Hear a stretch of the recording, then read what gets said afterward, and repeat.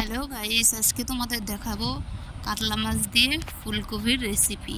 আমি কিছু কাতলা মাছ নিয়ে নিয়েছি আর কিছু ফুলকপি নিয়ে নিয়েছি।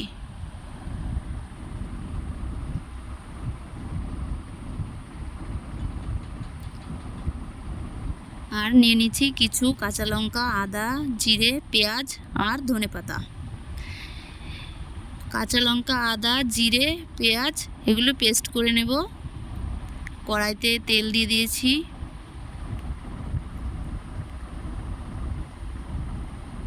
তেল গরম হয়ে গেছে।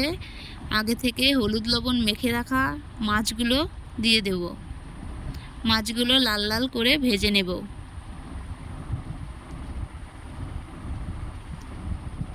মাছগুলো ভাজা হয়ে গেছে, এবার নামিয়ে নেব। সেই তেলেই ফুলকপিগুলো দিয়ে দেব। ফুলকপিগুলো কিছুক্ষণ ভেজে নেব। ভাজা হয়ে গেছে, এবার নামিয়ে নেব। কিছু পরিমাণ কড়াইতে তেল দিয়ে দেব। তারপর তেল গরম হয়ে গেলে জিরে দিয়ে দেব। তারপর আগে থেকে কেটে রাখা আলুগুলো দিয়ে দেব।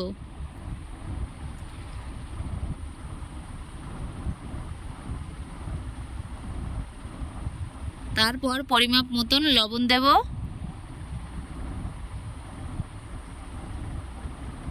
পরিমাপ মতন হলুদ দেব। কিছুক্ষণ ভালোভাবে ভেজে নেব।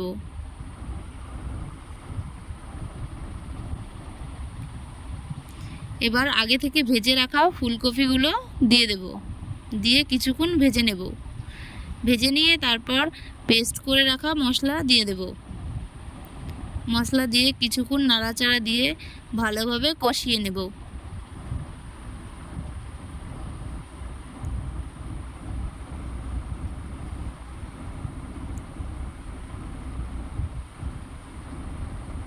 ভালোভাবে কষানো হয়ে গেছে, এবার পরিমাপ মতন জল দেব।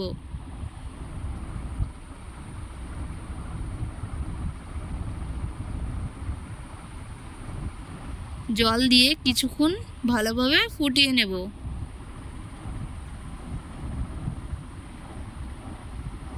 কিছুক্ষণ ফুটে গেলে আগে থেকে ভেজে রাখা মাছগুলো দিয়ে দেব। মাছগুলো দিয়ে ভালোভাবে ফুটিয়ে নেব।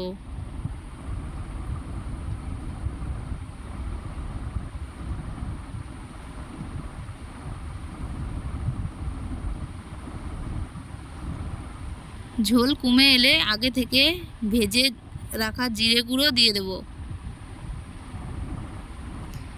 ভাজা জিরে গুঁড়ো দিয়ে কিছুক্ষণ ফুটিয়ে নেব। তারপর আগে থেকে কুচিয়ে রাখা ধনেপাতা দিয়ে দেব। ধনেপাতা দিয়ে কিছুক্ষণ ফুটিয়ে নেব।